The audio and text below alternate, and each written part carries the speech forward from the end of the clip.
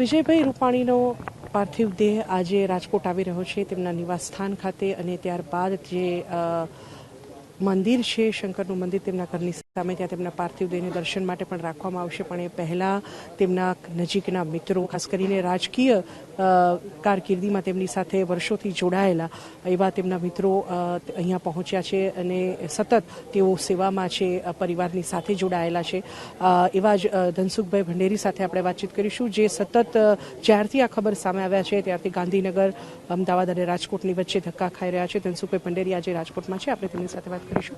ધનસુખભાઈ, આ દુર્ઘટના જ્યારે ઘટી તમે પહેલાં વિજયભાઈ અને તમે લોકો એક સાથે લંડન જવાના હતા પણ ચેન્જીસ થયા, શું કહેશો? વિજયભાઈ રૂપાણી આપણી વચ્ચે નથી એ માની શકાય એવું જ મન માનતું નથી. એક સરળ, સહજ અને સાલસ સ્વભાવના વ્યક્તિત્વ, સંવેદનશીલ વ્યક્તિત્વ, મુખ્યમંત્રી તરીકે જોવો કે પ્રદેશના સંગઠનના પ્રમુખ તરીકે કાર્યકર્તાની, પાર્ટીની ચિંતા કરી છે ને ગુજરાતની જનતાની ચિંતા કરી છે. એમ કહેવાય કે મોટા મનના માણસ, ક્યારેય બાયસ નહીં કોઈ માટે. એ અધિકારી હોય કે કાર્યકર્તા હોય કે જાહેર જીવનનો કોઈ પણ વ્યક્તિ જાય એટલા જ સરળતાથી એક કોમન મેન જેમ સીએમ રહ્યા પણ કોમન મેનની જેમ રહ્યા. અમે 5 તારીખે પહેલાં બધાનું બુક હતું લંડન જવાનું, એમની દીકરી અને ત્યાંથી પછી પ્રવાસે. પછી પંજાબની અંદર લુધિયાણાની ચૂંટણી જાહેર થઈ, પ્રભારી હોવાના કારણે 10 દિવસ કે મારે જવું. મેં કીધું સાહેબ 2 દિવસ જઈને 5મી આપણે સાથે જાય કે ના એક્સટેન્ડ કરો. 12 તારીખનું નક્કી કર્યું. પાછો ફોન આવ્યો કે તમે 10 તારીખે જાઓ, તમે ને નીતિનભાઈને 4 જણા, હું 12 આવીશ. તો 9મી અમે સાથે હતા, રાત્રે 9 થી 11:15. ત્યારે પણ કીધું સાહેબ કાલની લઈ લે, તકના મારે 2 દિવસ કામ છે. 12મીએ જ્યારે સમાચાર મળ્યા ત્યારે માનવા અમે કોઈ જ સ્થિતિમાં એ નહોતા કે વિજયભાઈ આપણી વચ્ચે નથી. સાચા અર્થમાં રાજકીય ક્ષેત્રમાં, રાજનીતિમાં આવું વ્યક્તિત્વ હોવું એક મુશ્કેલ છે. ત્યારે ગુજરાતને, ભાજપને મોટી ખોટ પડી છે. સાહેબને હું સલામ કરું છું.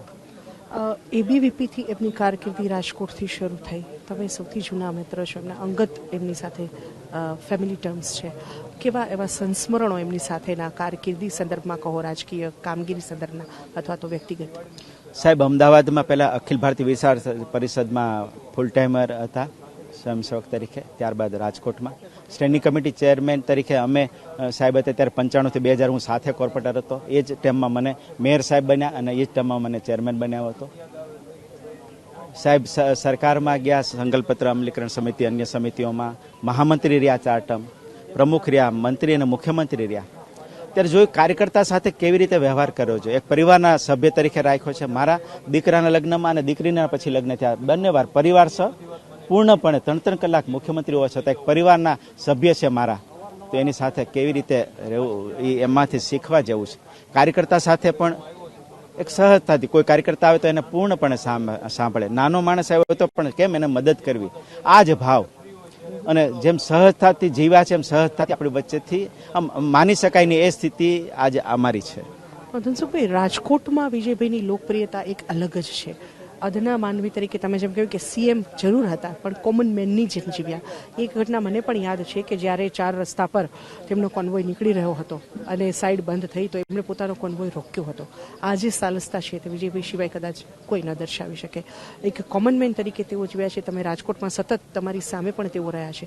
એવા એમના સંસ્મરણો, ખાસ કરીને કાર્યકર્તાઓ તેમને આટલું લાઈક કરે છે, તેનું શું કારણ હોય છે? એટલા માટે કે બધાના રહ્યા છે, કોઈ માટે બાયસ નહીં. ભલે કોઈ કટુતા એમના માટે, પણ એને ક્યારે એમના માટે મેં જોયું છે. હું તો પ્રમુખ રહ્યો છું એટલે નિર્ણયમાં મને ક્યારેક થાય કે સાહેબ આ તક ના, આપણે એમને આપો જવાબદારી. આવું રાજનીતિમાં અશક્ય છે. ગમે એટલું કોઈ કહી જાય પણ એટલું જ સરળતાથી. વિપક્ષનો માણસ, બીજી પાર્ટીના લોકો પણ ગમે એટલું કરે, એમના માટે ક્યારે તમે પૂછશો એ લોકોને તો પણ એટલું જ સરળતાથી વર્તવું. એટલે બધાના રહ્યા છે ને બધાના હતા. કોઈના માટે આજ મને લાગે અને બીજા મિત્રોને લાગે કે ના એટલા જ નજીક મારી તે, એ એમનો મોટો ગુણ હતો. બીજું સ્પષ્ટ હતા, કોઈ વાતમાં આમથી આમ નહીં, જે હોય મોઢે કે સારી વાત બધાની વચ્ચે કે અને કઈ કહેવાનું એટલા બોલાવીને કે આ બરોબર નથી. અને આ બધાને એપ્રિશિએટ કરતા હોય તો બધાની વચ્ચે કે જો. બીજું ઘડતર કરતા હતા અનેક લોકો, એવા અનેક કાર્યકર્તાઓનું એમણે નિર્માણ કર્યું છે. ત્યારે એટલા માટે યાદ કરે છે. વિકાસ કામમાં ફોલોઅપ લેવું, ખાલી ઉદઘાટન ખાતમુહૂર્ત નહીં, એક કાર્યક્રમ ચાલે, પૂર્ણ થાય સમય ને પછી પણ કેવો પ્રોજેક્ટ ચાલે છે એની ખેવના કરતા, પૂછા કરતા.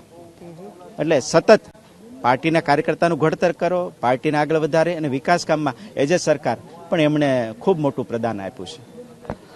તો આ હતા ધનસુખ ભંડેરી, જેમનું કહેવું છે કે જે રીતે આજે ઘટના સમગ્ર ઘટી અને તેઓ એક સાથે 9 તારીખે લંડન જવાના હતા, 10 તારીખે તેના બદલામાં રીસ્કેડ્યુલ થઈ ફ્લાઇટ અને આ દુર્ઘટના સામે આવી. આજે તેઓ પણ માની નથી શકતા કે વિજયભાઈ આપણી વચ્ચે નથી, પણ મહત્વપૂર્ણ વાત તેમણે કરી કે સીએમ હોવા છતાં પણ જે કોમન મેન તરીકે રહ્યા એ વિજયભાઈ એટલા માટે જ આજે લોકોની દિલમાં સ્થાન પામી ચૂક્યા છે, કેમ કે કાર્યકર્તામાંથી અનેક નેતાઓ તેમણે આજે પણ ઊભા કર્યા છે.